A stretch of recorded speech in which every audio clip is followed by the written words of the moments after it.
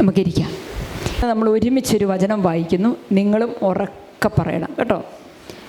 ഈ വചനം ഉറക്കെ പറയുമ്പോൾ എന്ത് സംഭവിക്കും? വചനം ഉറക്കെ പറയുമ്പോൾ എന്ത് സംഭവിക്കും? പിശാച് ഓടും. ഹല്ലേലൂയ. വചനം ഉറക്കെ പറയുമ്പോൾ എന്ത് സംഭവിക്കും? പിശാച് ഓടും. മെല്ലെ മെല്ലെ പിശാച് ഇങ്ങനെ അടുത്ത് വരുന്നുണ്ടാവും. അപ്പോഴായിരിക്കും നമ്മൾ ഒരു ഹല്ലേലൂയ പറയുന്നു, ഒരു വചനം പറയുന്നു, അപ്പം അവനെ തട്ടിത്തെറിപ്പിക്കുക. Hallelujah, hallelujah, hallelujah. വചനം ഞാൻ മനുഷ്യരുടെയും ദൈവദൂതന്മാരുടെയും ഭാഷകളിൽ സംസാരിച്ചാലും എനിക്ക് സ്നേഹമില്ലെങ്കിൽ ഞാൻ മുഴങ്ങുന്ന ചേങ്ങലയോ ചിലമ്പുന്ന കൈത്താളമോ ആണ്. അപ്പം ചിലപ്പോഴൊക്കെ നമ്മുടെ ജീവിതത്തിൽ നമ്മൾ എങ്ങനെയാണെന്ന വചനം പറയുന്നത്? മുഴങ്ങുന്ന ചേങ്ങല, ചിലമ്പുന്ന കൈത്താളം. ചിലപ്പോൾ ഇങ്ങോട്ട് പോരുന്നതിന് മുമ്പ് തന്നെ നമ്മൾ എങ്ങനെയായിരിക്കും വീട്ടിൽ, അല്ലേ? വീട്ടിൽ എങ്ങനെയായിരുന്നു എന്നൊന്ന് ചിന്തിച്ച് നോക്കിയേ. ഇന്നലെ രാത്രിയിൽ എങ്ങനെയായിരുന്നു എന്നൊന്ന് ചിന്തിച്ച് നോക്കിയേ. ചിലപ്പോഴൊക്കെ നമ്മൾ അറിയാതെ തന്നെ നമ്മൾ ഈ എങ്ങനെയാ ചേങ്ങല ഡാൻസൊക്കെ കളിക്കുമ്പോൾ കിട്ടുന്ന കണ്ടിട്ടില്ലേ? എന്താ കിട്ടുന്നത്? ഒരു ചെങ്ങല കിട്ടും. എന്തിനാണത്? സ്വരം കേൾക്കാൻ, അതൊരു താളത്തിനൊരു ഭംഗിയാകാൻ. പക്ഷേ ആ ചേങ്ങല എല്ലായിടത്തും ഭംഗിയല്ല. ആണോ? അല്ല. എന്തുകൊണ്ടാണ്? വചനം പറയുകയാണ്, എന്തുകൊണ്ടാണ് ചിലപ്പോഴെങ്കിലുമൊക്കെ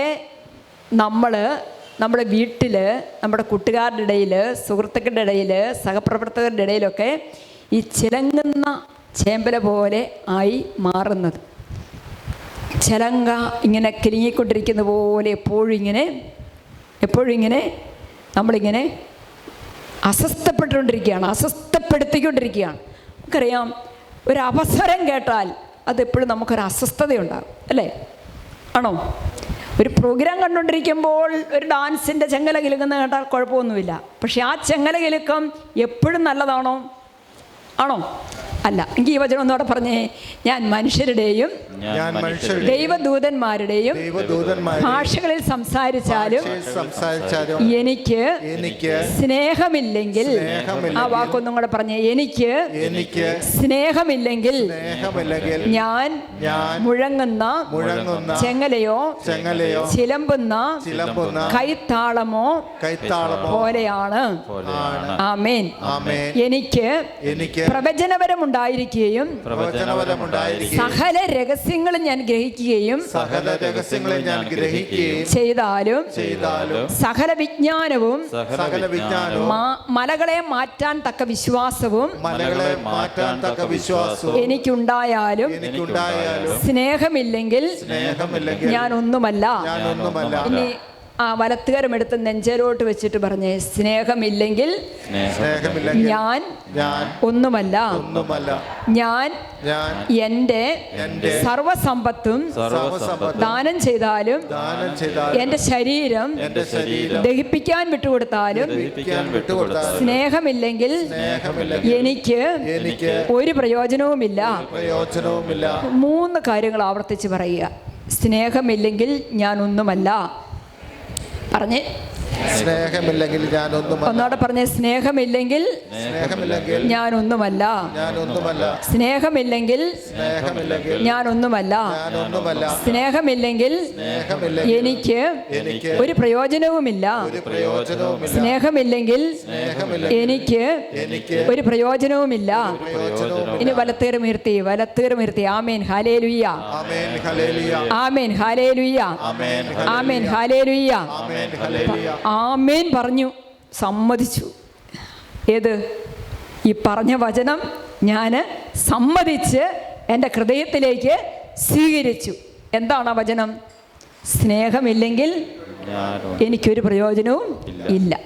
അപ്പോൾ വചനം പറയുകയാണ്, എനിക്ക് എന്തെല്ലാം ഉണ്ടെങ്കിലും, എനിക്ക് വിജ്ഞാനമുണ്ട്, വിശ്വാസമുണ്ട്, പ്രവചനപരമുണ്ട്, എല്ലാ കാര്യങ്ങളും എനിക്കുണ്ടെങ്കിലും, ഒത്തിരി സമ്പത്തുണ്ട്, എന്തിനും ഞാൻ തയ്യാറുള്ളൊരു വ്യക്തിയാണ്. എൻ്റെ ശരീരം പോലും ദഹിപ്പിക്കാൻ വിട്ടുകൊടുക്കാൻ ഞാൻ തയ്യാറാണ്. പക്ഷേ ഇതെല്ലാം നല്ലത് തന്നെ. പക്ഷെ ഇതിലെല്ലാം ഉപരിയാണ് എന്തെന്നാ പറയുന്നത്? സ്നേഹം. അല്ലെങ്കിൽ ഇതിനെല്ലാം എന്നെ പ്രേരിപ്പിക്കുന്നത് എന്താകണമെന്നാണ് പറയുന്നത്? സ്നേഹം. അപ്പം സ്നേഹത്തിൽ നിന്ന് ഊരിത്തിരിയണം. അപ്പോൾ പൗലോസ്ലീഹ വളരെ കൃത്യമായിട്ട് പറയുകയാണ്, എന്താണ് ഈ സ്നേഹം? സ്നേഹമില്ലെങ്കിൽ ഒരു പ്രയോജനവുമില്ല, സ്നേഹമില്ലെങ്കിൽ ഒന്നുമല്ല എന്നൊക്കെ പറഞ്ഞിട്ട് പൗലോസ്ലീഹ പറയുകയാണ്, എങ്ങനെയുള്ള ഒരു സ്നേഹത്തെയാണ് നിങ്ങൾ എപ്പോഴും ഹൃദയത്തിൽ കൊണ്ട് നടക്കേണ്ടത്. അതെങ്ങനെയുള്ളതാ? സ്നേഹം, പറയണേ, വലത്തേരും ഇരുത്തി പറയണേ, സ്നേഹം ദീർഘക്ഷമയും ദയയുമുള്ളതാണ്. ഹല്ലേലൂയ. ഇപ്പൊ പലപ്പോഴും നമുക്ക് സ്നേഹം ദീർഘക്ഷമയും ദയയുള്ളതാന്ന് പറയുമ്പോൾ നമ്മൾ ഈ ചെങ്ങല പോലെ കിലുങ്ങുന്ന എപ്പോഴാണ്? ഈ ദീർഘക്ഷമ കിട്ടാത്തപ്പോഴാണ് നമ്മളൊരു കിലുക്കാമ്പെട്ടി പോലെ ആയിത്തീരുന്നത്. ഇപ്പൊ ഒന്നുകൂടെ പറഞ്ഞേ, സ്നേഹം ദീർഘക്ഷമയും ദയയുമുള്ളതാണ്. സ്നേഹം അസൂയപ്പെടുന്നില്ല, ആത്മപ്രശംസ ചെയ്യുന്നില്ല, അഹങ്കരിക്കുന്നില്ല, സ്നേഹം അനുചിതമായി പെരുമാറുന്നില്ല, സ്വാർത്ഥം അന്വേഷിക്കുന്നില്ല, കോപിക്കുന്നില്ല. ഒന്നുകൂടെ പറഞ്ഞേ, കോപിക്കുന്നില്ല. സ്നേഹം കോപിക്കുന്നില്ല, വിദ്വേഷം പുലർത്തുന്നില്ല. സ്നേഹം വിദ്വേഷം പുലർത്തുന്നില്ല, അസൂയപ്പെടുന്നില്ല, അത് അനീതിയിൽ സന്തോഷിക്കുന്നില്ല, സത്യത്തിൽ ആഹ്ലാദം കൊള്ളുന്നു. സ്നേഹം സകലതും സഹിക്കുന്നു. നെഞ്ചോട് ചേർത്ത് വെച്ചിട്ട് പറഞ്ഞേ, സ്നേഹം സകലതും സഹിക്കുന്നു. സ്നേഹം സകലതും സഹിക്കുന്നു. സ്നേഹം സകലതും സഹിക്കുന്നു. സ്നേഹം സകലതും സഹിക്കുന്നു. സ്നേഹം സകലതും സഹിക്കുന്നു. സ്നേഹം സകലതും നമുക്ക് സഹിക്കാൻ പറ്റാതെ വരുന്നത് എപ്പോഴാണ് നമുക്ക് സഹിക്കാൻ പറ്റാതെ വരുന്നത്? ഇനി എനിക്ക് പിടിച്ചു നിൽക്കാൻ പറ്റിയല്ല, ഇത്രയും നാളുമൊക്കെ ഞാൻ പിടിച്ചു നിന്നു, ഇനി എന്നെ കൊണ്ട് പറ്റിയല്ല എന്ന് നമ്മൾ പറയുന്നത് എപ്പോഴാ? സഹനം വർദ്ധിക്കുമ്പോഴല്ല, സ്നേഹം കുറയുമ്പോഴാണ്. ഹല്ലേലൂയ. ഒന്ന് അടുത്തിരിക്കുന്നവരോട് പറഞ്ഞേ, സഹനം വർദ്ധിക്കുമ്പോഴല്ല, സ്നേഹം കുറയുമ്പോഴാണ്. സ്നേഹം കൂടുമ്പോൾ സഹനം എത്ര വർദ്ധിച്ചാലും പ്രശ്നമില്ല. Hallelujah, amen, hallelujah. ഇങ്ങനെ പറഞ്ഞിട്ടില്ലേ, ഇനി എനിക്ക് പിടിച്ചു നിൽക്കാൻ പറ്റിയല്ലോ കേട്ടോ, ഇല്ലേ? ഞാൻ ഒരുപാട് സഹിച്ചു, ഇനി ഞാൻ കാണിച്ചു തരാം, അല്ലേ? ഇനി ഞാൻ കാണിച്ചു തരാം. അപ്പോൾ പ്രിയപ്പെട്ടവരെ, വചനം വളരെ കൃത്യമായിട്ട് പറയുകയാണ്, സ്നേഹം കുറയുമ്പോഴാണ് സഹനം എനിക്ക് അസാധ്യമായിട്ട് തീരുന്നത്. വീണ്ടും പൗലോസ്ലീഹ പറയുന്നു, വിശ്വാസം, പ്രത്യാശ, സ്നേഹം ഇവ മൂന്നും നിലനിൽക്കുന്നു. ഹല്ലേലൂയ. അവർക്ക് പറഞ്ഞേ, വിശ്വാസം, പ്രത്യാശ, സ്നേഹം ഇവ മൂന്നും നിലനിൽക്കുന്നു. എന്നാൽ സ്നേഹമാണ് സർവോത്കൃഷ്ടം. ഹല്ലേലൂയ. എന്നാൽ സ്നേഹമാണ് സർവോത്കൃഷ്ടം. ആ വാക്ക് ഒന്നുകൂടെ പറഞ്ഞേ, എന്നാൽ സ്നേഹമാണ് സർവോത്കൃഷ്ടം. അതായത് പ്രിയപ്പെട്ടവരെ, അങ്ങനെ വചനം പറയാൻ കാരണം എന്താണെന്നറിയാവോ? ഈ അവസാന നാളിലെ പരീക്ഷയുണ്ടല്ലോ, എല്ലാവരും എഴുതേണ്ട ഒരു പരീക്ഷ. ആ പരീക്ഷയിൽ ഒരൊറ്റ ക്വസ്റ്റ്യനേ ഉള്ളൂ. സാധാരണ നമുക്കൊക്കെ പരീക്ഷ താകുമ്പോൾ കുറേ 1 വേർഡ് ക്വസ്റ്റ്യൻ, പിന്നെ പൂരിപ്പിക്കാനുള്ളത്, പിന്നെ 2 മാർക്കിൻ്റേത്, പിന്നെ അത് 5 മാർക്കിൻ്റേത്, പിന്നെ 10 മാർക്കിൻ്റേത്, ഇങ്ങനെയൊക്കെയാണ് വരുന്നത്. പക്ഷേ ആ അവസാനത്തെ പരീക്ഷയിൽ അങ്ങനെയുള്ള ക്വസ്റ്റ്യൻ ഒന്നുമില്ല, ഒരൊറ്റ ക്വസ്റ്റ്യനേ ഉള്ളൂ. അതെന്താണ്? ഒറ്റ ചോദ്യമേ ഉള്ളൂ. അത് 2 കൽപ്പനകളുടെ അടിസ്ഥാനത്തിലാണ്, 2 ദൈവകൽപ്പനകളുടെ അടിസ്ഥാനത്തിലുള്ള ചോദ്യമാണ്. ഒന്ന്, നിന്റെ ദൈവമായ കർത്താവ് ഞാനാകുന്നു, ഞാനല്ലാതെ മറ്റൊരു ദൈവം നിനക്ക് ഉണ്ടാകരുത്. 2, നിന്നെ പോലെ തന്നെ നിന്റെ അയൽക്കാരനെയും സ്നേഹിച്ചു. ഇത് 2ഉം കൂടെ ചേർത്തിട്ട് പറയുമ്പോൾ ഒരൊറ്റ ക്വസ്റ്റ്യനേ വരുള്ളൂ. ആ ക്വസ്റ്റ്യൻ നേരത്തെ പറഞ്ഞു തന്നിട്ടുണ്ട് കർത്താവ്, നേരത്തെ പറഞ്ഞു തന്നിട്ടുണ്ട്. നീ സ്നേഹിച്ചോ? നീ പ്രേമിച്ചോ? ആരെ സ്നേഹിച്ചോ? ദൈവത്തെ സ്നേഹിച്ചോ? സഹോദരങ്ങളെ സ്നേഹിച്ചോ? അങ്ങനെ 2 ക്വസ്റ്റ്യനേ ഉള്ളൂ. വചനം പറയുന്നു, വീട്ടുടമസ്ഥൻ എഴുന്നേറ്റ് വാതിൽ അടച്ചു കഴിഞ്ഞാൽ പിന്നെ നിങ്ങൾ പുറത്തു നിന്ന് കർത്താവേ ഞങ്ങൾക്ക് തുറന്നു തരണമേ എന്ന് പറഞ്ഞ് വാതിൽക്കൽ മുട്ടാൻ തുടങ്ങും. അപ്പോൾ അവൻ നിങ്ങളോട് പറയും, എന്താ പറയുന്നത്? നിങ്ങൾ എവിടെ നിന്നാണെന്ന് ഞാൻ അറിയുന്നില്ല എന്ന് പറഞ്ഞ്, നിങ്ങൾ എവിടെ നിന്നാണെന്ന് ഞാൻ അറിയുന്നില്ല. അവസാനം നിങ്ങൾ എവിടെ നിന്നാണെന്ന് ഞാൻ നിന്നെ അറിയില്ല മകനെ, ഞാൻ നിന്നെ അറിയില്ല മകളെ എന്ന് പറയുന്നത് കേൾക്കാനിട വരാതിരിക്കണമെങ്കിൽ നമ്മൾ എന്ത് ചെയ്യണമെന്നാണ് വചനം പറയുന്നത്? എന്ത് ചെയ്യണം? ദൈവത്തെ സ്നേഹിക്കണം, സഹോദരങ്ങളെ സ്നേഹിക്കണം. അപ്പോൾ നിങ്ങൾ പറയും അല്ലേ, എന്നെ അറിയില്ല എന്ന്, എൻ്റെ മുഖത്ത് നോക്കി എൻ്റെ ദൈവം, എൻ്റെ മകളെ നിന്നെ ഞാൻ അറിയില്ല എന്ന് പറയുമ്പോൾ നിങ്ങൾ എന്ത് പറയും? നിൻ്റെ നാമത്തിൽ ഞങ്ങൾ ഭക്ഷിക്കുകയും പാനം ചെയ്യുകയും ഞങ്ങളുടെ തെരുവുകളിൽ പഠിപ്പിക്കുകയൊക്കെ ചെയ്തിട്ടുണ്ട്. എന്നാൽ അവൻ പറയും, അതാ ഈശോയ്ക്ക് വേണ്ടി ഈശോയുടെ നാമത്തിൽ ചെയ്ത കാര്യങ്ങളെല്ലാം നമ്മൾ വിളിച്ചു പറയുമ്പോഴും ഈശോ എന്ത് പറയും? നിങ്ങൾ എവിടെ നിന്നാണെന്നേ ഞാൻ അറിയുന്നില്ല. അനീതി പ്രവർത്തിക്കുന്ന നിങ്ങൾ എന്നിൽ നിന്ന് അകന്നു പോകുവിൻ. കണ്ടോ? ഗെറ്റ് ഔട്ട് അടിച്ചു, വാതിലടച്ചു, സ്വർഗത്തിൻ്റെ കവാടം അടച്ചു. നീ സ്വർഗത്തിനുള്ളവളല്ല, നീ സ്വർഗത്തിനുള്ളവനല്ല എന്ന് തമ്പുരാൻ വിളിച്ചു പറഞ്ഞു. വചനം പറയുന്നു, അബ്രാഹവും ഇസ്ഹാക്കും യാക്കോബും സകല പ്രവാചകന്മാരും ദൈവരാജ്യത്തിൽ വിരുന്നിനിരിക്കുന്നതായും നിങ്ങൾ പുറന്തള്ളപ്പെടുന്നതായും കാണുമ്പോൾ നിങ്ങൾ വിലപിക്കുകയും പല്ലിറുമുകയും ചെയ്യും. അതിങ്ങനെ ഒന്ന് സംഭവിച്ചല്ലോ എന്നോർത്ത് നമ്മൾ എന്തു ചെയ്യും? വാതിലടഞ്ഞു പോയല്ലോ, ദൈവം എന്നെ അറിയില്ല എന്ന് പറഞ്ഞല്ലോ എന്നോർത്ത് നമ്മൾ വിലപിക്കും, സങ്കടപ്പെടും, കരയും. കിഴക്ക് നിന്നും പടിഞ്ഞാറ് നിന്നും വടക്ക് നിന്നും തെക്ക് നിന്നും ജനങ്ങൾ വന്ന് ദൈവരാജ്യത്തിൽ വിരുന്നിനിരിക്കും. അപ്പോൾ മുൻപന്മാരാകുന്ന പിൻപന്മാരും പിൻപന്മാരാകുന്ന മുൻപന്മാരും ഉണ്ടായിരിക്കും. ഹല്ലേലൂയ. അവർക്ക് പറഞ്ഞേ ആമേൻ ഹല്ലേലൂയ, ആമേൻ ഹല്ലേലൂയ. അപ്പോൾ പ്രിയപ്പെട്ടവരെ, വിരുന്നുശാലയിൽ ആളുണ്ടായിരിക്കുമെന്നാണ് പറയുന്നത്. വിരുന്നുശാലയിൽ കിഴക്കുനിന്നും പടിഞ്ഞാറുനിന്നും വടക്കുനിന്നും തെക്കുനിന്നും ജനങ്ങൾ വന്ന് എവിടെ വിരുന്നിനിരിക്കും? ദൈവരാജ്യത്തിൽ വിരുന്നിനിരിക്കും. പക്ഷെ നിനക്ക് ആ വിരുന്നുശാലയിൽ പ്രവേശിക്കാനായിട്ട് സാധിക്കുകയില്ല. നിനക്ക് ആ വിരുന്നുശാലയിൽ പ്രവേശിക്കാനായിട്ട് സാധിക്കുകയില്ല. ധാരാളം പേര് വന്ന് ആ വിരുന്നുശാലയിലേക്ക് കയറും, പക്ഷെ നിനക്കവിടെ പ്രവേശിക്കാനായിട്ട് സാധിക്കുകയില്ല. പ്രിയപ്പെട്ടവരെ, ഈ വിരുന്നുശാല ഏതാ? വെള്ളിയാഴ്ച, ഈ വരുന്ന വെള്ളിയാഴ്ച ഈശോയുടെ തിരുഹൃദയത്തിൻ്റെ തിരുനാൾ ആഘോഷിക്കുന്ന ദിവസമാണ്. അറിയാവോ? ആണോ? അറിയാവോ? അതെ. ഈശോയുടെ തിരുഹൃദയത്തിൻ്റെ തിരുനാൾ ആഘോഷിക്കുമ്പോൾ എനിക്ക് തോന്നുന്നു ഈശോയുടെ കുത്തി തുറക്കപ്പെട്ട ആ തിരുവിലാവാണ്, ആ തിരുഹൃദയമാണ് ഈ വിരുന്നുശാല. Hallelujah, amen hallelujah. തിരിച്ചു വരാൻ എഴുന്നേൽക്കുന്നവനെ എല്ലാം എതിരേൽക്കാൻ, വരവേൽക്കാൻ കാത്തു നിൽക്കുന്ന ഒരു ദൈവമാണ് നമ്മുടെ ദൈവം. ഹല്ലേലൂയ. ഒന്നും കൂടെ ഞാൻ പറയാം. തിരിച്ചു വരാൻ എഴുന്നേൽക്കുന്നവനെ എല്ലാം വരവേൽക്കുന്ന, എതിരേൽക്കുന്ന ഒരു ദൈവമാണ് നമ്മുടെ ദൈവം.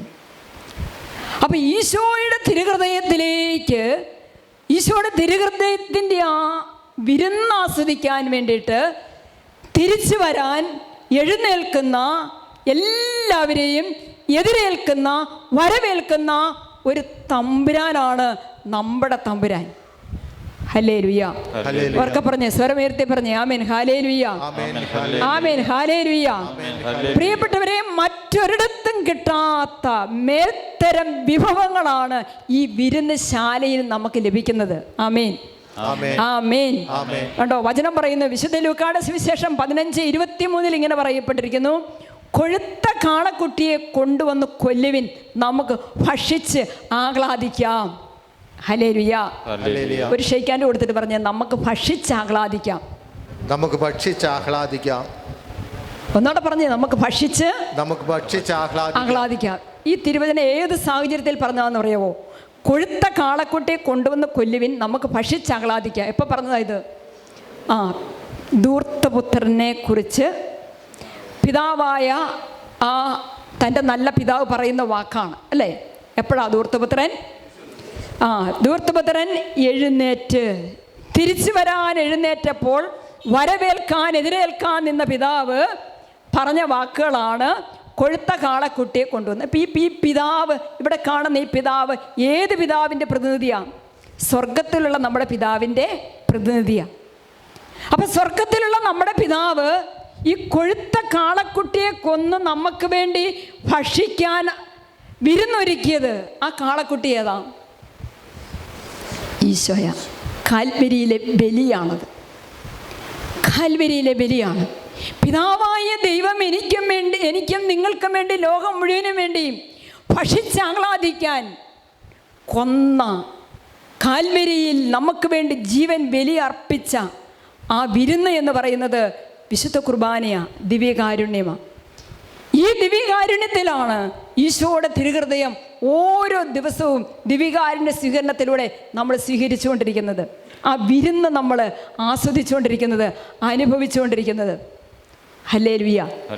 ഈ വചനത്തിൽ വായിച്ച് ധ്യാനിച്ചപ്പോൾ എൻ്റെ മനസ്സിലൂടെ ഒരു കാര്യം കടന്നുപോയി. നമ്മളൊക്കെ യാത്ര പോകുന്നവരാണ്. യാത്ര പോകുന്ന സമയത്ത് കുറച്ച് ദൂരം നേരം യാത്ര ചെയ്യാനുണ്ടെങ്കിൽ നമുക്കിടയ്ക്കൊരു ഫുഡൊക്കെ കഴിക്കാമെന്നു അല്ലേ? ഫുഡ് കഴിക്കാൻ വേണ്ടിയിട്ട് നമ്മൾ ഇങ്ങനെ വിശപ്പൊക്കെ തുടങ്ങുമ്പം മെല്ലെ ഹോട്ടലുകൾ അന്വേഷിക്കും, ശരിയല്ലേ? അപ്പോൾ ഈ ഹോട്ടലുകളൊക്കെ അന്വേഷിച്ച് തുടങ്ങുമ്പോഴത്തേക്കും നമ്മൾ കാണാൻ തുടങ്ങും പല ഹോട്ടലുകളുടെ മുൻപിൽ നിന്ന്, ചിലർക്ക് ഇപ്പോൾ ഒത്തിരി അടഞ്ഞു കിടക്കുക, പക്ഷേ ചില എല്ലാ ഹോട്ടലുകളുടെ എല്ലാം മുമ്പിൽ നിന്ന് ഒരു മനുഷ്യൻ വായോ വായോ വായോ വായോ. നിങ്ങൾ ശ്രദ്ധിച്ചിട്ടുണ്ടോ?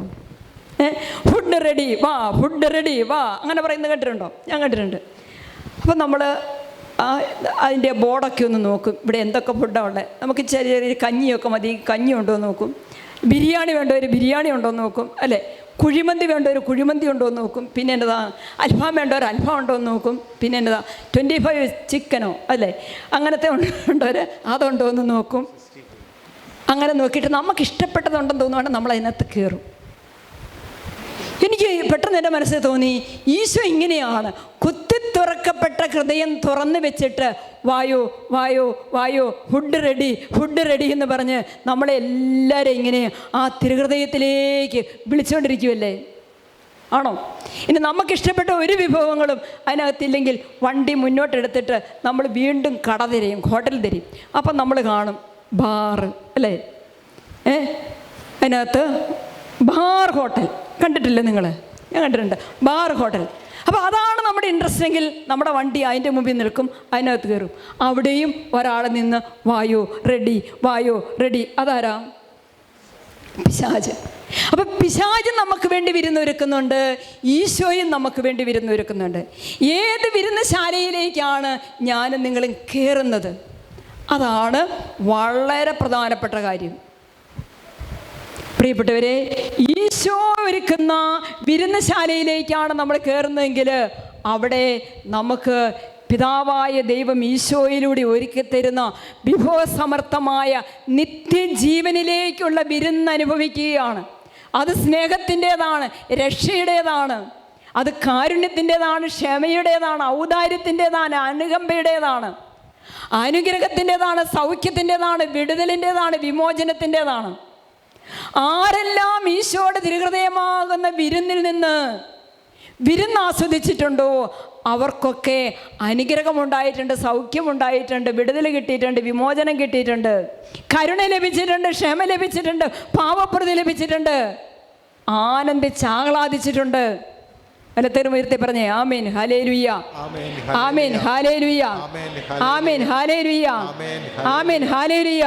അപ്പം പ്രിയപ്പെട്ടവരെ, എനിക്കുള്ള വിരുന്നശാല തിരഞ്ഞെടുക്കുന്നത് ഒരു ഹോട്ടലുടമയുമല്ല, ഒരു വാറിൻ്റെ ഹോട്ടലുടമയല്ല, ഒരു സാധാരണയുള്ള ഒരു നല്ല ഹോട്ടലിൻ്റെ ഉടമയല്ല. എനിക്കുള്ള ഹോട്ടൽ തിരഞ്ഞെടുക്കുന്നത് ഞാൻ തന്നെയാണ്, അല്ലേ?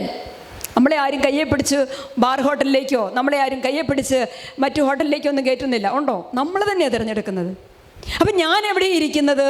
ഇന്ന് ഞാൻ നിരാശനും സങ്കടപ്പെടുന്നവനും ദുഃഖിതനും ഭാരപ്പെടുന്നവനും തകർന്നിരിക്കുന്നവനുമാണെങ്കിൽ എന്നെ ഈ അവസ്ഥയിലേക്ക് കൊണ്ടുപോയത് ഒരു പക്ഷേ പിശാചിൻ്റെ ഹോട്ടലിൽ അവനോടൊത്ത് ഞാൻ വിരുന്നുണ്ടെന്നവനായതുകൊണ്ടാണ്. ഞാനിന്ന് സമാധാനവും സ്വസ്ഥതയും അനുഭവിക്കുന്നുണ്ടെങ്കിൽ, ഇന്ന് എനിക്ക് അനുഗ്രഹവും വിടുതലും സൗഖ്യവും ഉണ്ടെങ്കിൽ, ഞാനിന്ന് ഇരിക്കുന്നത് ഈശോയോടൊപ്പം. ദൈവരാജ്യത്തിലെ വിരുന്നുള്ളുവാ, ദൈവരാജ്യത്തിലെ വിരുന്ന് ഞാൻ ആസ്വദിക്കുക. നമ്മൾ ഓരോരുത്തരും വിവേചിക്കേണ്ടത്. ഈ സ്വർഗരാജ്യം എന്ന് പറയുന്നത്, നിത്യജീവൻ എന്ന് പറയുന്നത് മരണത്തിനപ്പുറം സംഭവിക്കുന്ന ഒന്നല്ലെന്നാണ് എനിക്ക് തോന്നുന്നത്. അത് ഇവിടെ തന്നെ നമ്മൾ ആരംഭിച്ചു കഴിഞ്ഞു. ആ ജീവിതം, ആ തിരഞ്ഞെടുപ്പ് ഇവിടെ തന്നെ നമ്മൾ നടത്തി കഴിഞ്ഞു. ഞാൻ ആരുടെ കൂടെ വിരുന്നുണ്ടെന്നവനാണ്, എൻ്റെ ഉള്ളിലെ അനുഭവം എന്താണ്, ഇത് മനസ്സിലാക്കി കഴിഞ്ഞാൽ ഞാൻ മരിക്കുമ്പോൾ ദൈവരാജ്യത്തിലാണോ സ്വർഗരാജ്യത്തിന് വെളിയിലാണോ എന്നുള്ളത് എനിക്ക് മനസ്സിലാക്കാനായിട്ട് സാധിക്കും. എന്നിട്ട് വചനം പറയുന്നു, യജമാനൻ ദാസനോട് പറഞ്ഞു, നീ പെരുവഴിയിലും ഇടവഴികളിലും ചെന്ന് എൻ്റെ വീട് നിറയുവോളം ആളുകൾ അകത്തേക്ക് വരാൻ നിർബന്ധിക്കുക. ഉണ്ടോ? എന്തെന്നാൽ ക്ഷണിക്കപ്പെട്ടവരിൽ ഒരുവനും എൻ്റെ വിരുന്ന് ആസ്വദിക്കുകയില്ല എന്ന് ഞാൻ നിങ്ങളോട് പറയുന്നു. വചനം പറഞ്ഞേ, ക്ഷണിക്കപ്പെട്ടവരിൽ ഒരുവനും എൻ്റെ വിരുന്ന് ആസ്വദിക്കുകയില്ല എന്ന് ഞാൻ നിങ്ങളോട് പറയുന്നു. ഹല്ലേലൂയ. അപ്പൊ എന്താണ് പ്രിയപ്പെട്ടവരെ, ഈ ക്ഷണിക്കപ്പെട്ടവർക്ക്, ദൈവരാജ്യത്തിൽ വിരുന്നുണ്ണാൻ വേണ്ടി ക്ഷണിക്കപ്പെട്ടവർക്ക് ഈ വിരുന്നുണ്ണാൻ പറ്റില്ല എന്ന് പറയുമ്പോൾ എന്താണ് ഈ ക്ഷണിക്കപ്പെട്ടവരുടെ അയോഗ്യത എന്ന് പറയുന്നത്? എന്താണ് അത്? ഞാൻ ആദ്യത്തെ വചനത്തിൽ തന്നെ നമ്മളോട് പറഞ്ഞു, ഈശോ പറഞ്ഞു, ആദ്യത്തെ വചനത്തിൽ, സ്നേഹമില്ലെങ്കിൽ യാതൊരു പ്രയോജനവും ഇല്ല. സ്നേഹമില്ലെങ്കിൽ ഒന്നുമല്ല. സ്നേഹമാണ് സർവോത്കൃഷ്ടം. അപ്പം സ്നേഹത്തിലല്ലാത്തവന് ഈ വിരുന്നുശാലയിലേക്ക് പ്രവേശിക്കാനുള്ള യോഗ്യതയില്ല. അതുകൊണ്ടാണ് വചനം പറയുന്നത്, ഒരുവനും എൻ്റെ വിരുന്ന് ആസ്വദിക്കുകയില്ല എന്ന് ഞാൻ നിങ്ങളോട് പറയുന്നു. അടിവരയിട്ട് പറയുകയാണ്, ഒരുവനും എൻ്റെ വിരുന്ന് ആസ്വദിക്കുകയില്ല. ഉള്ളിൽ സ്നേഹമില്ലാത്തവന്, ഉള്ളിൽ ക്ഷമയില്ലാത്തവന് ഈ വിരുന്ന് ആസ്വദിക്കാൻ പറ്റത്തില്ല. വലത്തേർവീർത്തി പറ, സദ്യയ്ക്ക് സമയമായപ്പോൾ അവൻ ദാസനെ അയച്ച് ക്ഷണിക്കപ്പെട്ടവരെ അറിയിച്ചു, വരുവിൻ, എല്ലാം തയ്യാറായിരിക്കുന്നു. ആ ഹോട്ടലിൻ്റെ മുമ്പിൽ നിന്ന് പറയുന്ന മനുഷ്യൻ പറയുന്ന പോലെ അല്ലേ, വയോ വയോ എന്ന് പറയുന്ന പോലെ ഇതാ വചനം പറയുന്നു, വരുവിൻ, എല്ലാം തയ്യാറായിരിക്കുന്നു. എന്നാൽ അവരെല്ലാവരും ഒന്നുപോലെ എന്ന് പറഞ്ഞേ, എന്നാൽ അവരെല്ലാവരും ഒന്നുപോലെ റെഡിയാണെന്നാണ് പറഞ്ഞേ. അല്ല, പിന്നെന്താ പറഞ്ഞത്? ഒഴിവ് കഴിവുകൾ പറയാൻ തുടങ്ങി. ഹല്ലേലൂയ. ഒന്നാമൻ എന്താ പറഞ്ഞത്? ഞാനൊരു വയൽ വാങ്ങി അത് പോയി കാണേണ്ടിയിരിക്കുന്നു, എന്നെ ഒഴിവാക്കണമെന്ന് ഞാൻ അപേക്ഷിക്കുന്നു. മറ്റൊരുവൻ പറഞ്ഞു, ഞാൻ 5 കോടി കാളകളെ വാങ്ങി അവയെ പരീക്ഷിച്ച് നോക്കാൻ പോകേണ്ടിയിരിക്കുന്നു, എനിക്ക് ഒഴിവ് തരണമെന്ന് ഞാൻ അപേക്ഷിക്കുന്നു. മൂന്നാമതൊരുവൻ പറഞ്ഞു, എൻ്റെ വിവാഹം കഴിഞ്ഞതേ ഉള്ളൂ, അതിനാൽ എനിക്ക് വരാൻ നിവൃത്തിയില്ല. പറഞ്ഞു amen hallelujah, amen hallelujah, amen hallelujah. സ്വരമേർത്തി പറഞ്ഞേ ആമേൻ ഹല്ലേലൂയ, ആമേൻ ഹല്ലേലൂയ. ന്യായമായ ഒഴിവുകൾ വളരെ കൃത്യമായിട്ട് പറയാൻ കഴിവുണ്ട് നമുക്ക്. ഓരോ പ്രാവശ്യവും ഒഴിവുകൾ പറയുമ്പോൾ, ഒഴിവെടുക്കുമ്പോൾ, ലീവ് എടുക്കുമ്പോൾ, എനിക്കിന്ന് ഒഴിവ് വേണം, എനിക്കിന്ന് ലീവ് വേണം, എനിക്കിന്ന് സൗകര്യമില്ല, ഞാനിന്ന് റെഡിയല്ല എന്ന് പറയുമ്പോഴെല്ലാം ഞാൻ ഗെറ്റ് ഔട്ട് അടിക്കുന്ന എവിടെ നിന്ന് അറിയാവോ? നിത്യജീവനിൽ നിന്നാ, ദൈവരാജ്യത്തിൽ നിന്നാ. ദൈവരാജ്യത്തിൻ്റെ വിരുന്നുണ്ണാൻ ക്ഷണിക്കപ്പെട്ടിരിക്കുന്ന നീ ഒഴിവ് കഴിവുകൾ പറഞ്ഞു നിന്നാൽ ഈ വിരുന്നുണ്ണാനുള്ള ഭാഗ്യം കിട്ടില്ല. ഈ വിരുന്നുണ്ണാനുള്ള ഭാഗ്യം കിട്ടില്ല. വലതുയർത്തി പറയാം ആമേൻ ഹല്ലേലൂയ, ആമേൻ ഹല്ലേലൂയ. അപ്പൊ പ്രിയപ്പെട്ടവരെ, നമുക്കൊരു ചോദ്യം നമ്മളോട് തന്നെ ചോദിക്കാം. ഈ നിത്യരക്ഷ പ്രാപിക്കാനുള്ള, നിത്യജീവനാകുന്ന ഈ വിരുന്ന് ആസ്വദിക്കാനുള്ള കൃപയിലേക്ക് നാം എത്തുന്നത് എങ്ങനെയാ? നിത്യജീവൻ എന്ന ഈ വിരുന്നുശാലയിലേക്ക് പ്രവേശിക്കാൻ വേണ്ടിയിട്ടുള്ള യോഗ്യത നാം എത്തുന്നത് എങ്ങനെയാ? എനിക്ക് തോന്നുന്നു അത് ഈശോയുടെ തിരുഹൃദയത്തിലേക്കുള്ള പ്രവേശനം തന്നെ, ഈശോയുടെ തിരുഹൃദയ അനുകരണമാണ്. ആമേൻ ഹല്ലേലൂയ, ആമേൻ ഹല്ലേലൂയ. ഈശോയുടെ തിരുഹൃദയത്തെ എത്രത്തോളം ആഴത്തിൽ എനിക്ക് അനുകരിക്കാൻ പറ്റുന്നുവോ, ഈശോയുടെ തിരുഹൃദയത്തെ എൻ്റെ ഉള്ളിൽ എനിക്ക് സംവഹിക്കാൻ പറ്റുന്നുവോ, അത്രത്തോളം ഞാൻ നിത്യജീവൻ്റെ ആ അനുഭവത്തിലേക്ക് പ്രവേശിക്കുക. വലത്തുകരം ഉയർത്തി പറഞ്ഞ ആമേൻ ഹല്ലേലൂയ. അതുകൊണ്ടാണ് നമ്മുടെ ധന്യൻ ജോസഫ് പഞ്ഞിക്കാരനച്ഛൻ പറയുന്ന ഒരു കാര്യമുണ്ട്. ഒരു ആത്മാവിൻ്റെ വിലയെന്ന് പറയുന്നത് യേശുവിൻ്റെ തിരുരക്തത്തിൻ്റെ വിലയാണ്, സ്വർഗത്തിൻ്റെ വിലയാണ്. ഒരാത്മാവിൻ്റെ വില യേശുവിൻ്റെ തിരുരക്തത്തിൻ്റെ വിലയാണ്, സ്വർഗത്തിൻ്റെ വിലയാണ്. അപ്പോൾ ആത്മാവ് നഷ്ടപ്പെട്ടാൽ സമസ്തവും നഷ്ടപ്പെട്ടു. ആത്മാവിൻ്റെ രക്ഷ സാധിച്ചാൽ മറ്റെല്ലാ കാര്യങ്ങളും സുരക്ഷിതമായി. ആമേൻ, ആമേൻ, ആമേൻ. അതുകൊണ്ട് പ്രിയപ്പെട്ടവരെ, നമ്മൾ ഈശോയുടെ തിരുഹൃദയത്തോടുള്ള ഭക്തിയിൽ വളരുന്ന ഈ മാസം വണക്കവാസം വായിച്ചാൽ പോരാ, തിരുഹൃദയത്തിൻ്റെ നൊവേനകൾ ചെല്ലിയാൽ പോരാ, തിരുഹൃദയ കൊന്ത ചെല്ലിയാൽ പോരാ, തിരുഹൃദയ വണക്കവാസം നടത്തിയാൽ പോരാ. പിന്നെ എന്ത് ചെയ്യണം? ഈശോയുടെ തിരുഹൃദയത്തെ നമ്മൾ ആഴത്തിലടുത്ത് ബാക്കിയുള്ള വാക്ക് പറഞ്ഞ് അനുകരിക്കണം. കഴിഞ്ഞ ആഴ്ച ഞാൻ നിങ്ങളോട് പറഞ്ഞു, നിങ്ങൾ ഓർക്കുന്നുണ്ടാവും, സിസ്റ്റർ തിരുഹൃദയത്തെക്കുറിച്ച് തന്നെയാണ് പറഞ്ഞത്. അപ്പം ഞാൻ പറഞ്ഞു, ഈശോ പറഞ്ഞ ഒരൊറ്റ വാക്കാണ് നമ്മൾ കഴിഞ്ഞ പ്രാവശ്യം പറഞ്ഞത്, എൻ്റെ ഹൃദയത്തിൽ നിങ്ങൾ പഠിക്ക്, നിങ്ങൾ എന്നിൽ നിന്ന് പഠിക്ക്. അപ്പം പഠിക്കാത്തവനൊരിക്കലും ഈശോയുടെ ഹൃദയത്തിൻ്റെ ജീവിത ശൈലി അനുകരിക്കാനായിട്ട് സാധിക്കത്തില്ല.